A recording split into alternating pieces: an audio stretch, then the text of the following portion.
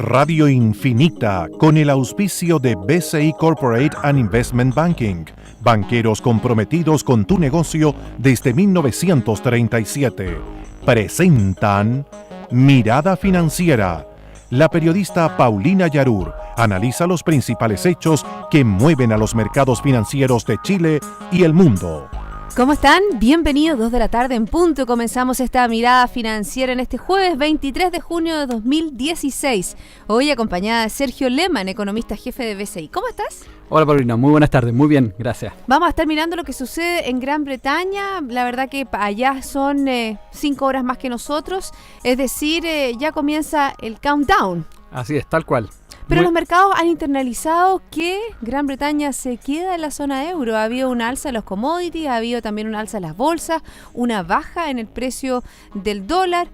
También vamos a hablar del salario mínimo que fue aprobado en el tercer trámite constitucional aquí en nuestro país. También de un informe que ustedes entregaron sobre los sectores económicos que pueden ser más dinámicos en un ambiente de desaceleración. Sergio, por supuesto, es importante poner atención a ello. Pero antes, lo que están esperando nuestros auditores, cómo han estado las bolsas a nivel global. Y partimos con Asia. El Nikkei avanza un 1,07, el Hang Seng también en azul, un 0,35, Shanghái 0,53, pero a la baja. En Europa, la verdad que las plazas han estado bien positivas. El FTSE 100 de Londres avanzó un 1,23, el CAC 40 de París un 1,96, el DAX alemán 1,85 y el IBEX 35 de España 2,11.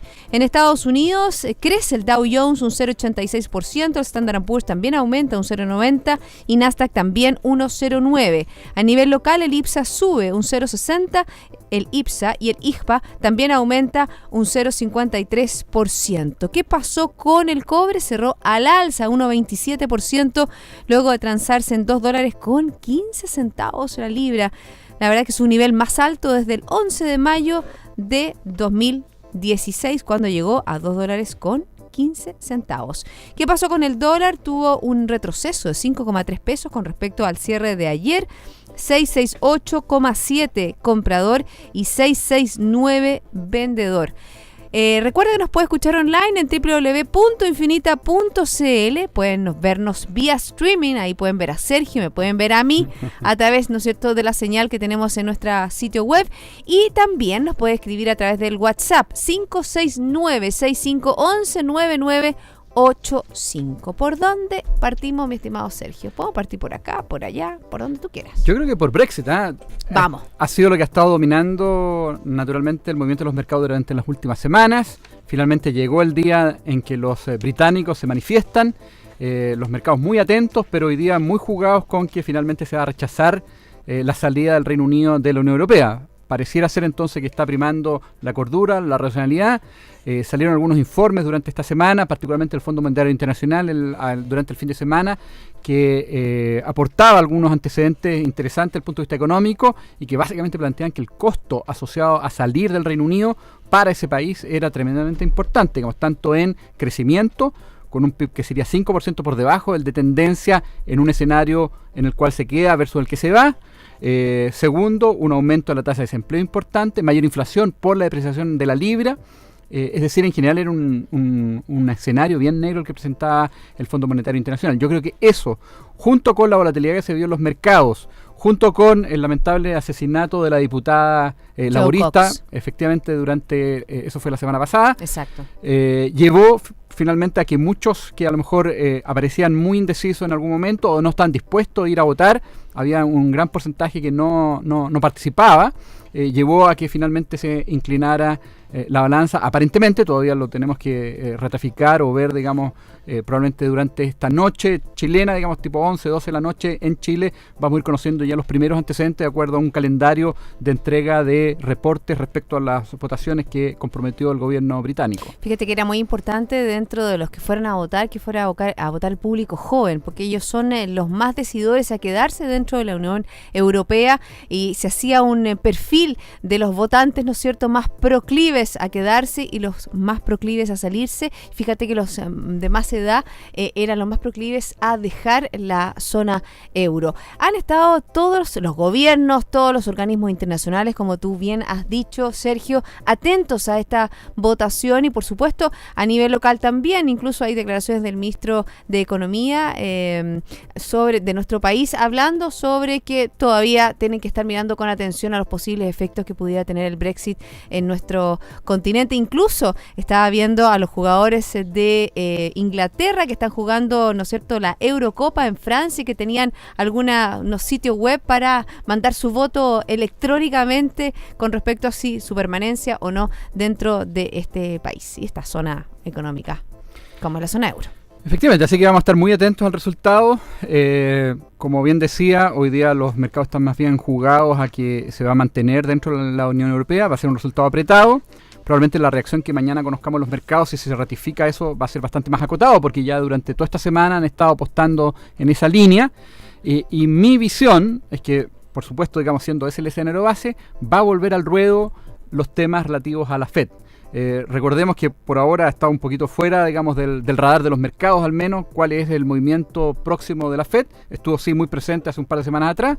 La señora Yellen, presidenta de la FED, ya ayer y hoy habló. Ayer y hoy efectivamente habló ante el Congreso, manteniendo un tono de cautela, probablemente también muy influenciado por el Brexit. Todos los bancos centrales han planteado, incluso nuestro Banco Central en su reunión de política monetaria la semana pasada, de como que el Brexit exacto, de los posibles riesgos asociados al desarrollo económico global. Efectivamente, todos lo reconocieron, por lo tanto también hubo por ese lado ciertos empujes, digamos, a que el Reino Unido finalmente optara por quedarse, digamos, anticipando que salir tenía un costo del punto de vista económico y financiero muy, muy, muy fuerte. Fíjate que algunos de esos datos anecdóticos que uno empieza a mirar, me metí en la página donde ve minuto a minuto lo que estaba pasando en Inglaterra, incluso salía una noticia de Donald Trump, que mañana llegaría a él apuesta por una salida de Gran Bretaña de la Unión Europea, y mañana llega a Escocia para inaugurar un campo de golf. Mira tú. Yo creo que Trump efectivamente salía beneficiado con un Brexit porque él tiene un discurso probablemente más cercano, más proteccionista, un nacionalismo populista. Probablemente, como bien decía, un Brexit, yo creo que su opción presidencial tendría, digamos, a fortalecerse. Afortunadamente, como bien decía, digamos, pareciera ser que la cordura, la racionalidad se va a imponer. Pero vamos a estar atentos, pero vamos a estar atentos todavía. No sabemos. Incluso como, ¿te acuerdas cuando fue las elecciones en Perú? Que estábamos todos muy atentos a esta votación tan estrecha entre Keiko Fujimori y Pedro Pablo Kuczynski, que la verdad que, bueno, esto espero que no se demore varios días, porque si no la volatilidad de los mercados seguiría en pie. Pero ¿te acuerdas que fueron varios días en los cuales por 39.000 votos ganó PPK?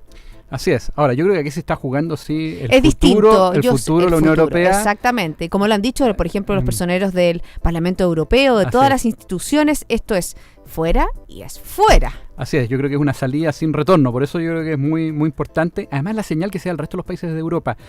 Durante esta semana conocí una encuesta que presentó Goldman Sachs y que mostraba que en la mayoría de los países de la zona euro, su población más bien prefería salirse de la zona euro. Es decir, un Brexit probablemente llevaría a que muchos otros países también plantearan referendos con resultados inciertos, porque aparecía, por ejemplo, en el caso de Italia, el 60% de la población prefería salir de la zona euro. En el caso de Grecia, el 95%. En el caso de Francia, en torno al 50-60%. En general, hay hoy día bastante escepticismo respecto a la zona euro. Yo diría que muy contagiado por temas anti-inmigración, temas nacionalistas, que yo creo que no son... Que tiene también que ver con seguridad, porque hemos visto atentados, ¿no es cierto?, en la zona euro muy importante. Sí. Fíjate que con respecto a ese tema también se ha visto, por ejemplo, cómo los partidos euroescépticos han ganado terreno en distintos países de la zona euro. Y como tú también bien decías, Italia, Francia, España, son países que no lo han pasado bien durante estos últimos años. La zona euro ha tenido una recesión bien importante, le ha costado salir a pesar de todas las... de todo lo que ha hecho, todos los esfuerzos que ha hecho el presidente del Banco Central Europeo, Mario Draghi, y obviamente que eso se lee de una manera distinta. Si la economía estuviera pujante, estuviera desarrollándose de una manera muy bien, si los países no estuvieran endeudados, si no hubiera tanto desempleo, por supuesto que me imagino que el análisis que se pudiera hacer sería totalmente distinto, Sergio. Sí, yo creo que estas son repercusiones efectivamente de la crisis. Conocimos resultados de elecciones municipales en Italia este fin de semana y mostró justamente que partidos euroscépticos, 5 estrellas, 5 estrellas se llama. En el caso italiano, ganaron los municipios, las alcaldías de Roma una y de mujer, Turín, y una mujer también, en ambos de casos. Roma, sí. Lo cual revela que justamente están potenciándose estos grupos nacionalistas euroscépticos, digamos. En España, el Podemos también es un resultado de este mismo fenómeno. Así que yo creo que la atención política, uno anticipa, se va a mantener en Europa mientras no logre afirmar su economía, mientras no logre avanzar de manera unificada en materia fiscal, por ejemplo, y finalmente, digamos, estabilizar su economía y fortalecer su dinamismo económico. Creo que eso es crucial, digamos, y yo creo que en ese sentido las autoridades económicas tienen una responsabilidad muy potente. Fíjate que hoy día se hablaba sobre los principales riesgos para Gran Bretaña y su moneda, y hoy día, por ejemplo, la libra apostó al no al Brexit y alcanzó máximos anuales. En la sesión de hoy la divisa británica se disparó hasta alcanzar 1,48 por dólar. Efectivamente, yo creo que la libra, que en semanas anteriores había estado siendo muy castigada ante la posibilidad que saliera a Reino Unido como una posibilidad de la Unión Europea, estas últimas semanas o días, digamos, ha tendido a fortalecerse de manera importante porque tendería, digamos, a despejarse este gran ruido, este gran foco de incertidumbre que estaba golpeando con mucha fuerza a la libra esterlina. Hay cifras en el día de hoy con respecto a la zona euro. Hay sobre el crecimiento de la actividad empresarial. La zona euro se desacelera más de lo previsto en el mes, lo que sugiere obviamente que el desempeño económico del trimestre no igualará al fuerte ritmo de comienzos de año. Estamos hablando de un sondeo que está tanteando de cómo está el desarrollo de la economía de la zona euro. Efectivamente, las cifras no fueron buenas ni para Francia ni para Alemania, particularmente para Francia, dando cuenta de alguna contracción. Eso apunta justamente a que la actividad en Europa no se está fortaleciendo, y si queremos de alguna manera, o los europeos, afrontar algunas tensiones políticas, necesariamente tienen que ir de la mano con una economía más firme, y eso por ahora no se está logrando. Estamos hablando de los PMI, que son que significa esta encuesta a los gerentes de compra, que son los tomadores de decisiones, son los que dicen vamos a comprar, no vamos a comprar, y eso es lo que hace, ¿no es cierto? O deja de hacer un dinamismo dentro de la economía. Y fíjate que si bien están dentro de un plano positivo, porque digamos que están sobre los 50 puntos, a pesar de Francia, como tú bien decías, el PMI compuesto cayó los últimos 17 meses de 52,8 desde su nivel 53,1 el mes de mayo. Una encuesta que Reuters había previsto un descenso más modesto a 53. Puntos. Así es. Yo creo que eso en general no son buenas noticias. Efectivamente, Europa ha ido perdiendo impulso a pesar del tremendo paquete de estímulo monetario que ha estado anunciando y llevando a cabo el Banco Central Europeo. Eso muestra que en realidad la política monetaria no es la que logra, digamos, resolver estos problemas más estructurales, sino que son medidas que efectivamente vayan flexibilizando los mercados, que vayan apuntando hacia una unificación fiscal. La política monetaria en este contexto no tiene mucho que hacer, digamos, y tal vez haciendo un paralelo con nuestro país también. Yo creo que la política monetaria tampoco acá es particularmente efectiva, digamos, estamos con políticas monetarias expansivas, pero aún así la economía se ha ido debilitando, porque son temas que tienen que ver con confianza, con temas más estructurales, los que están hoy día afectando de manera fundamental el desempeño de las economías. Fíjate que hacemos una mirada, seguimos en el ámbito internacional. Yo creo que es algo que está pasando ahora y que tiene mucha relevancia a nivel más bien latinoamericano, pero por ejemplo ya estoy viendo aquí imágenes que en La Habana se está desarrollando este suceso histórico, este acuerdo de paz entre el gobierno colombiano y las FARC, obviamente que hace un cese de hostilidades. Es muy importante, están varios presidentes latinoamericanos, entre ellos el secretario general también de la OEA, de este organismo, también está la presidenta Bachelet. Es algo muy importante para la economía colombiana. También hemos conocido en el día cifras de la economía colombiana. El Banco Central sube la tasa. Tremenda noticia el acuerdo de paz del gobierno colombiano con las FARC. Dejan de lado 40, 50 años de mucha violencia. Creo que esto puede significar más allá, ¿no es cierto?, de lo beneficioso para la sociedad colombiana, el hecho de tener la oportunidad de vivir en un país más tranquilo, más pacífico, genera un impulso desde el punto de vista de la confianza bien potente. Había cierto, a lo mejor, preocupación, escepticismo de la sociedad colombiana porque no se lograban acuerdos y por lo tanto también las encuestas estaban de alguna manera castigando al presidente Santos, digamos. Creo que esto le va a dar algún impulso importante, va a recuperar la confianza, la inversión también podría, ¿no es cierto?, mostrar un rendimiento más positivo. Y un país que le ha ido bien. Y un país que le ha ido bien, que hace las cosas seriamente, tiene un buen banco central, un fisco responsable, pero ha estado en lo último muy golpeado por la caída del precio del petróleo. Recordemos que Colombia exporta más o menos de su canasta exportadora, 50% es petróleo, y si uno incluye otros combustibles, estamos hablando, carbón por ejemplo, estamos hablando de 60-70%, es decir, están muy indexados los precios de los combustibles, que han caído muy fuertemente desde, ¿no es cierto?, un par de años atrás, pero creo que esto le va a generar algún impulso muy, muy positivo, digamos. Efectivamente, el Banco Central subió tasa porque tienen hoy día una inflación relativamente alta, especialmente por precios de alimentos. También han estado muy afectados por la sequía, lo mismo que el caso de Venezuela u otros países del norte de Sudamérica. Al revés de nosotros, la corriente del Niño les pega más bien generando poca lluvia, sequía, y eso tiene un impacto relevante en precios de alimentos. Pero en general las noticias en el margen para Colombia, más allá del tema inflacionario, incluso de actividad de producción industrial algo mejor, han sido muy positivas, y creo que este acuerdo finalmente, ¿no es cierto?, FARC-gobierno va a significar un impulso muy interesante, digamos, para este país. Fíjate que salían declaraciones del ministro de Hacienda de ese país hablando que esto podría significar un aumento de producto en un 1%, y eso todavía tomando en cuenta en que la reinserción de todas estas de estos paramilitares, en el fondo esta fuerza revolucionaria, también te va a tener un impacto, porque va a haber que insertarlos dentro de la sociedad, hay que decirlo. Yo creo que es importante en el fondo para vivir en paz que puedan tener trabajo y que puedan desarrollarse como colombianos común y corriente. Tal cual, digamos, y eso probablemente involucra mayor gasto fiscal. Creo que hay que dejarles espacios para darles las oportunidades y reinsertarlos en la sociedad. Creo que eso es parte, digamos, de los acuerdos, y que van a significar, digamos, una ganancia para toda la sociedad, en particular, digamos, para ellos. Yo creo que es una extraordinaria noticia para América Latina, una extraordinaria noticia para Colombia, y nosotros, Chile, como socio importante de Colombia, con inversiones importantes en ese país, creo que también somos grandes beneficiados.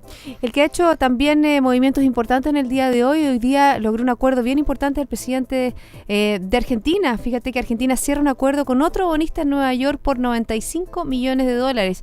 Yo creo que eso marca una tendencia de cómo Argentina está volviendo a los mercados internacionales, cómo está pagando sus deudas y obviamente está haciendo todo el camino para volver a ser una gran potencia a nivel latinoamericano.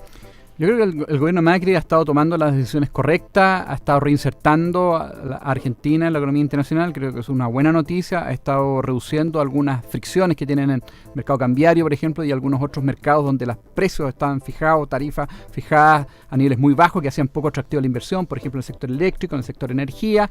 En general, creo que va por buen camino. Ahora tiene ciertos o importantes desafíos desde el punto de vista político, porque no tiene apoyo suficiente en el Congreso, pero creo que está caminando en el sentido correcto.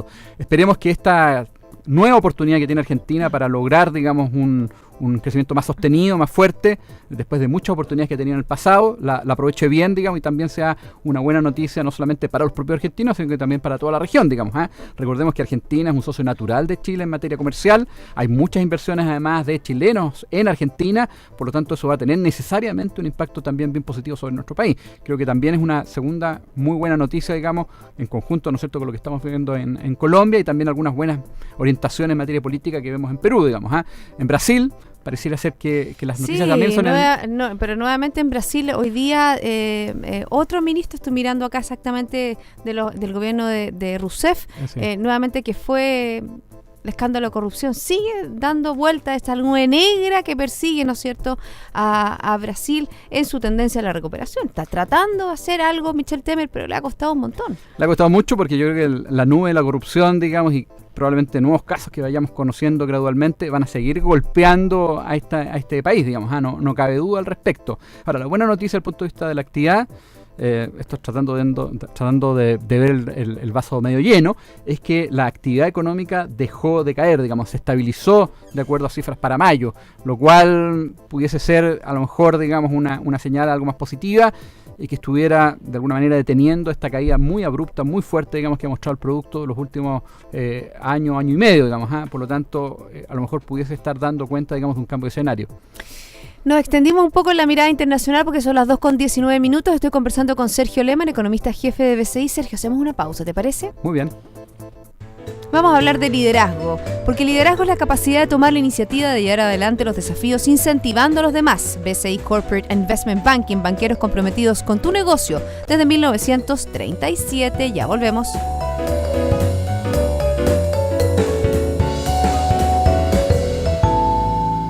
El rugido de un león puede escucharse a más de 8 kilómetros de distancia. Eso es liderazgo. En BCI Corporate and Investment Banking somos diferentes y eso está en nuestra naturaleza. Por eso llevamos casi 80 años junto a nuestros clientes, demostrando nuestro liderazgo. BCI Corporate and Investment Banking. Banqueros comprometidos con tu negocio desde 1937. Banco BCI es agente comercializador de cuotas de fondos administrados por BCI Asset Management. Infórmese sobre la garantía estatal de los depósitos en su banco o en www.sbif.cl. Antes de contratar, informes en www.bci.cl.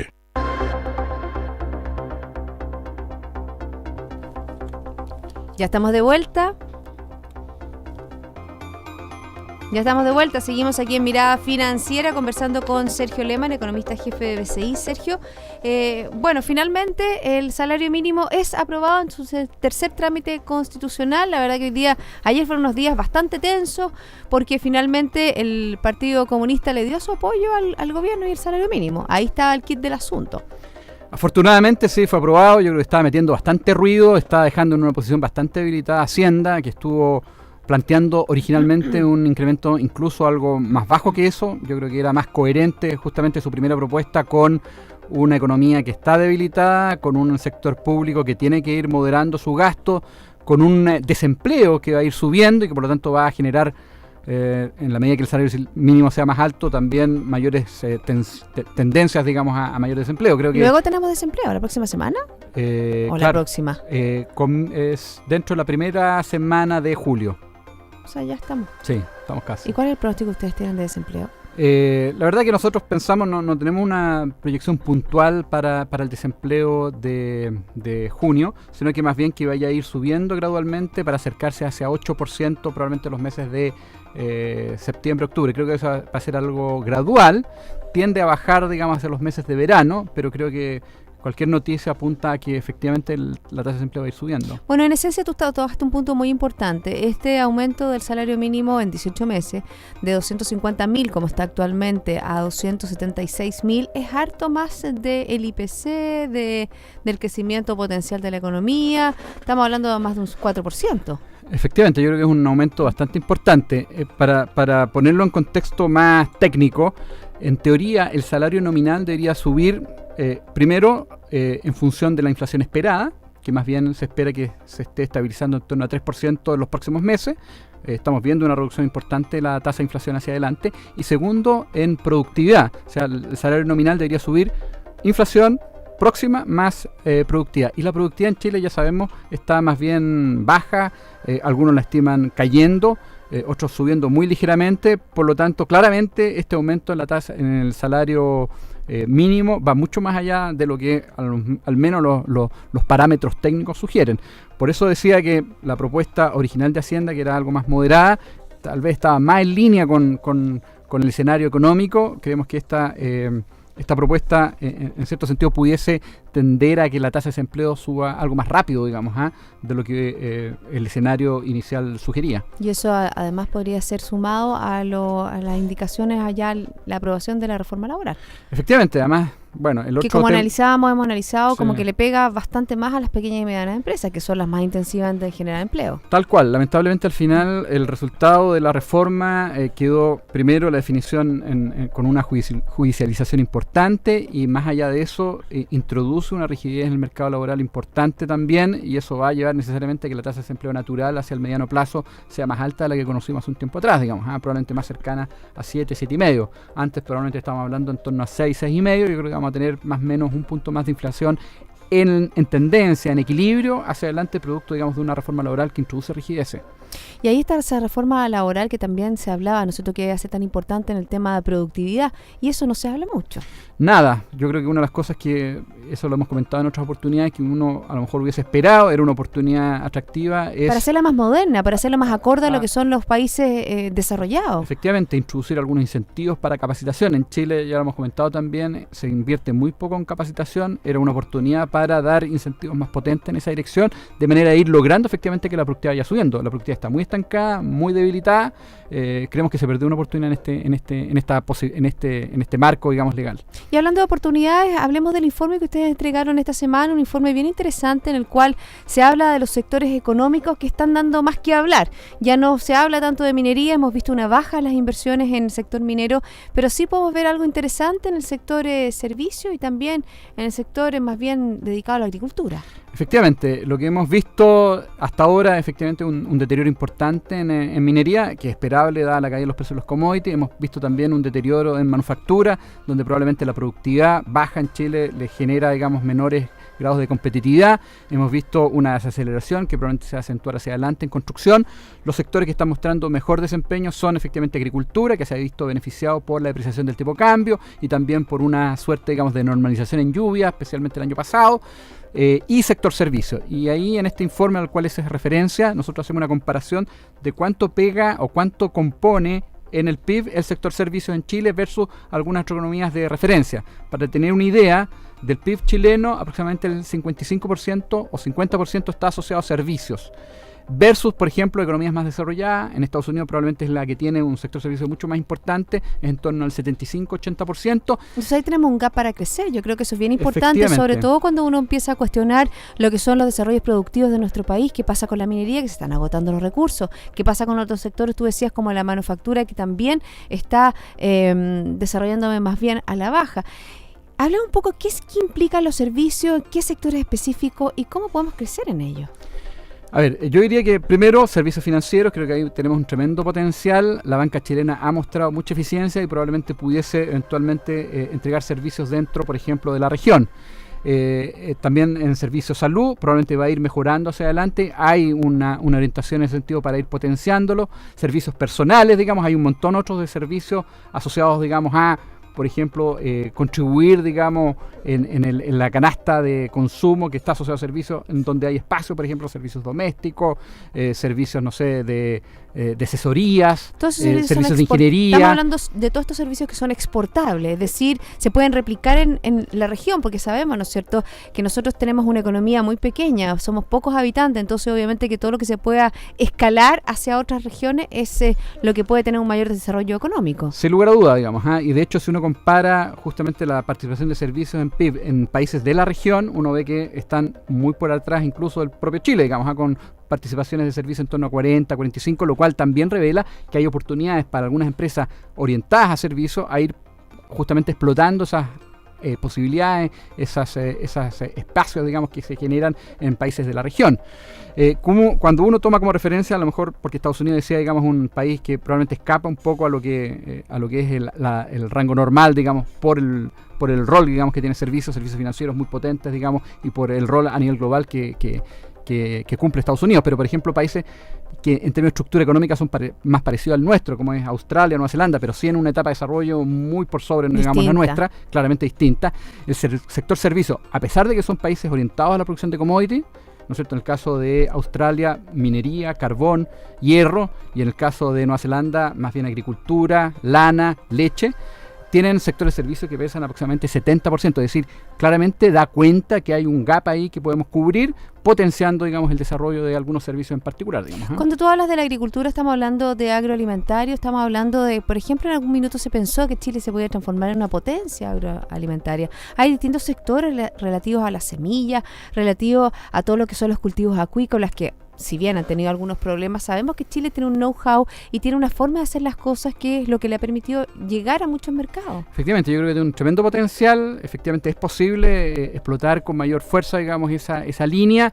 Agroindustria yo creo que también es un área que está basada en la agricultura. Tenemos la materia prima, digamos, básica, digamos. Tenemos, como dicen los economistas, las ventajas competitivas. Tenemos ventajas competitivas, por tanto ¿Es competitiva o comparativa? Siempre me confundo. ¿Cuál es la diferencia?